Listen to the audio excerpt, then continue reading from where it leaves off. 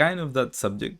It says, what skill, according to you, an environment artist or level artist should develop to work in big game companies? Uh, well, that depends on a lot of things, actually. It depends on the kind of company, and it depends on the demand for these things. For example, if you were to learn Houdini now, you will have an easier time to get a job in the industry because everyone is looking for Houdini uh, people. Uh, and you can see what is trending and you can go to follow that. It's a strategy. It doesn't necessarily follow do what you love, but it works. And one of the reasons I recommend this is that you can actually change your specialty later. Even if you choose like to be an environment artist first, you can change it later. So I think one of the skills that cannot be transferred, and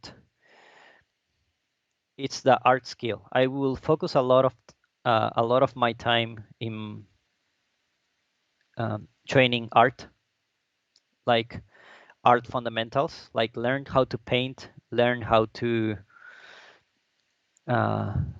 see, how to do all these things will come very handy in your job.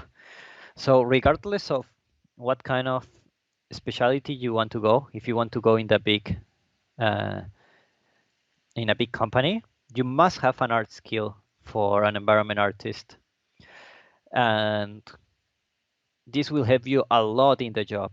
It will help you to solve all these things that we have been talking about, like verticality, uh, contrast, composition, lines.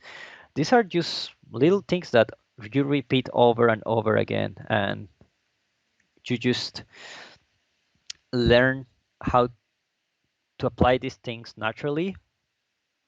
This will help you a lot to get a job there because they will see.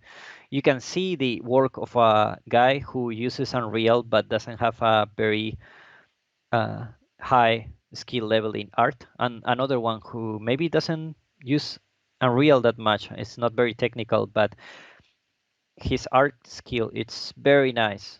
So I think art skills, like traditional art skills, will help a lot. And of course, for big companies, just show the best you can. Look what you can have in ArtStation. Look what is trending, what is popular, what's getting the most amount of likes, and try to match that quality. And once you get that quality, you will get it for sure.